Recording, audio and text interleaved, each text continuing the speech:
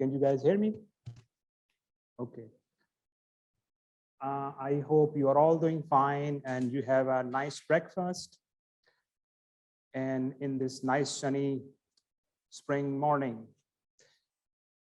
So while I was coming here, I've been thinking how to go about and meet with intellectuals and get away with the tricky question. So I got an idea.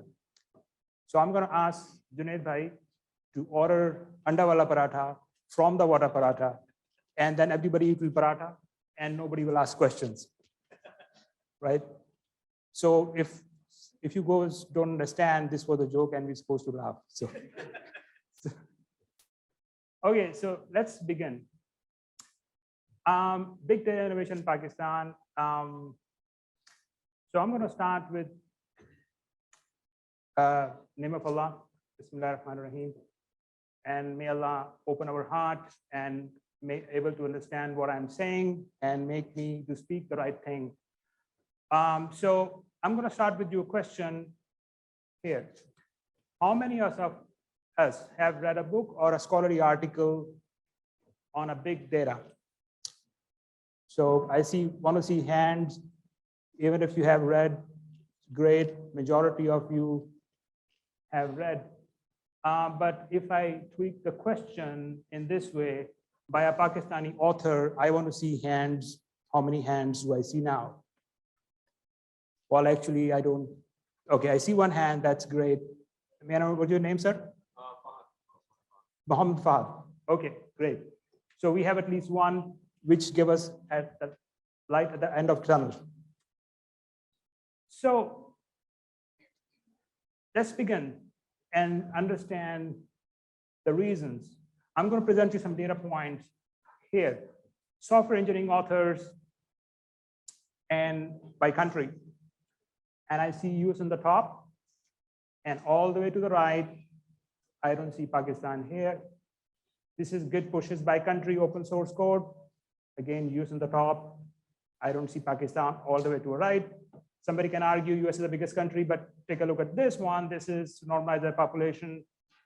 And Hungary is on the top. I still don't see Pakistan here. Okay. So more unicorns around the world, US on the top. I see India, our next door neighbor, on third. We should get some motivation there. Market valuation of unicorns in Asia Pacific. Again, I don't see Pakistan. So these are all data points. So what's the underlying cause? Anybody can guess the underlying cause? Yes, lack of innovation, lack of critical thinking, lack of creativity. So let's try to understand this with this picture. Take a moment to absorb this picture. This is an illustration. There are 4 gentlemen trying to push loads. They were given a task to move from point A to point B. 3 of them are pushing in a square form. The one who's ahead of all, he is pushing in form of sphere. So he actually critically think and devise a solution for the job to get done. So what he was doing is that he was thinking critically, he was thinking beyond the horizon of others, and he was not only thinking and he was analyzing and did the right thing. He also did not keep this thing to himself, he shared. So let's take a look at this big data innovations across the last few decades. In 1980s, there was data warehouse. In late 20s, there was data lake. That's where the Hadoop comes. Mid-20s, 2010s, there is a cloud data platform. And lately in 2020, it's data lake. So you see all these innovations happening here. And then I'll give you a moment to absorb these pictures, and we're going to be going and talking about this more. So let's see how this thing is happening, how the innovation is happening. Let me introduce to you this innovation triangle. So this innovation triangle is, there are three entities: there are academia, there's software industry, there is a commercial industry. They are talking to each other, they are collaborating with each other, they are doing knowledge sharing, everybody is doing their own job in right manner. So if we map this innovation triangle to US market, here we got academia, Apache Software Foundation, which is the house of open foundation, software, Spark, Hadoop, you name it, UC Berkeley, MIT, Harvard, Princeton. If you go next, it's the software industry. So all the big names, AWS, Google, Microsoft, you can read it. And commercial industry is that I have not put the name, but this is just industry, retail, telecom, pharmaceutical, healthcare. So they're all doing their job perfectly. Commercial industry is doing their job to understand the problem of the consumers, sharing it to academia. Academia is developed based on that demand, designing next generation solution like Hadoop in late 2000, and giving software industry is using that technology to serve the commercial industry. So that's a triangle, works harmony. So in the US market, they live together. They speak the same language. So they saw the trucks moving around with Walmart written, with Costco written, Target written, AWS trailers. So they go to the events like this. So they talk to each other. So they understand the problems, and then they devise a solution. So let's take a look what happened when we bring this to Pakistan. So Pakistan's innovation star. So when we map this innovation triangle to Pakistani industry, we have a fourth entity into it, which is international market, international industry. So all of these cross-line means they are not fully connected, or they are partially connected, which means they're not connected good enough. Well, this session is examples. We are getting there, which is good, but we are not there yet. We have a long way to go.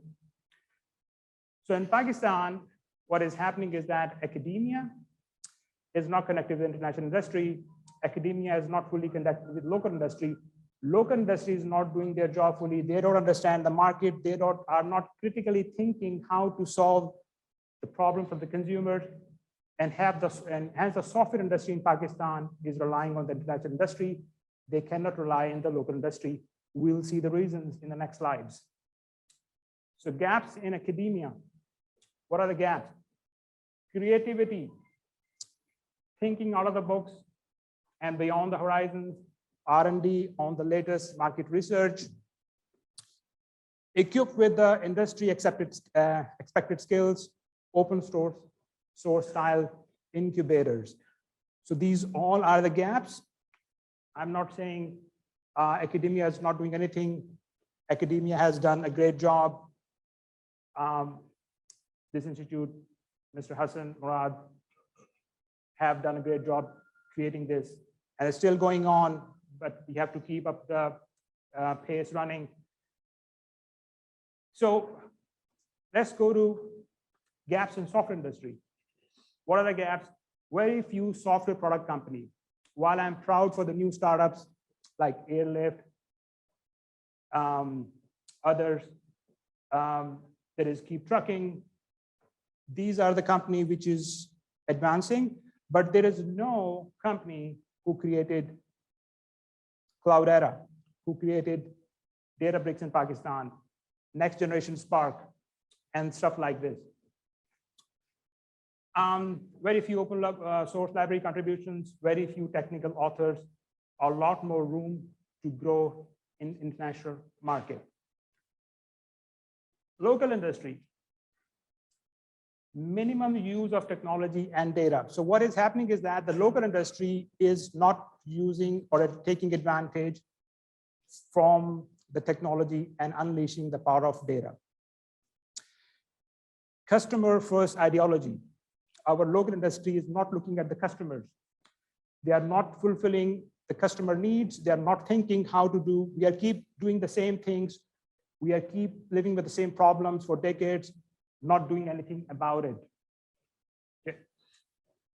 And lastly, not least, honesty and ethics. We lack this big time. If we compare with other markets, especially in the United States, at a level, you'll see honesty and ethics big time, like big company, like Accenture, they have the anti-bribery committee, whose job is to just take a look at is our projects or products are not getting involved into the bribery.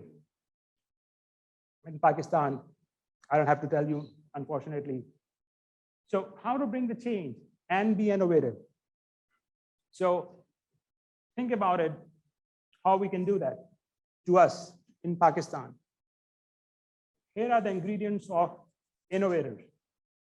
If you take a look at it, the creativity, critical thinking, and the giving mode. Let's understand what are these. Creativity. Well, the ultimate creator is Allah subhanahu wa ta'ala, but we have been given that knowledge of the creativity and by Allah subhanahu wa ta'ala, and then we using that, we can do that. Example, Muhammad al-Khwarizmi, long back in early 1780s, he was the one who created on which the modern technological platform, data science, artificial intelligence stands on. What is it? Can anybody guess? Algorithm. Algorithm is the English version of his name, Al-Khwarizmi. If you pronounce it, it sounds similar. Critical thinking. What is the critical thinking? Critical thinking is that you look around yourself, you look at the problem, you can see how to solve it correctly in a different way.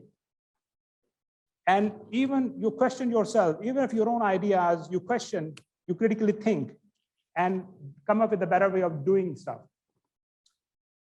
Example, earlier the last century in 1900, Dr. Muhammad Allama Iqbal, he was a critical thinker. He came up with the idea to carve out the Muslim nations in the Indo-Pakistan continent so the Muslims can show the world what Islam is.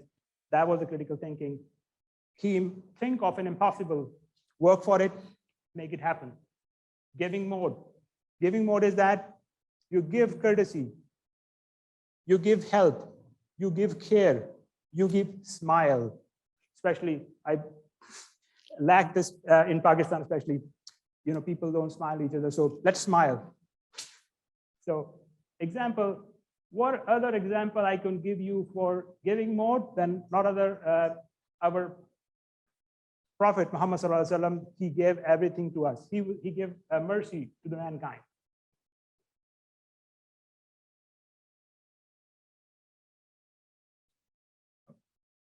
Excuse me. Okay, so now we can see how to take this. So the recipe for innovation is take this creativity and inject into the innovation of triangle of innovation. Let's see how we can do that. Academia, what we can do in academia. Academia we can do, so the problem, academic problem is deep-rooted. It starts right from where? From elementary education. It starts from the first grade, second grade, third grade. In Pakistan, we are teaching our kids to copy. We are suppressing our nation to copy the answers and not think critically. So my son told me he's in third grade, he said, our teacher wrote the questions, then he wrote the answer, she wrote the answer also. What kind of teacher are they? So, and we need to take all the way from there and keep doing that, inculcate it into our children's creativity, thinking problems. So we are teaching our kids the cleanliness has to be done properly. So here is the academia, software industry, and commercial industry. So we need to actually see what we can do in software industry. Software industry, we have to critically think, we have to analyze the problems, we have to work with the commercial industry, and commercial industry needs to think about the problems in the local industry, solving their problem, solving the problems of the consumers, so they can communicate to the academia, just like what is happening in the United States. And this. So what is the message of change? Here is the message of change. Not working. Okay, dream the impossible, work hard for it, and make it happen. If we do that, the next generation Spark will be here, the next generation Hadoop will be here, next generation distributed database will come from Pakistan if we do this. Are we all ready for this? That's all from my side. Thank you.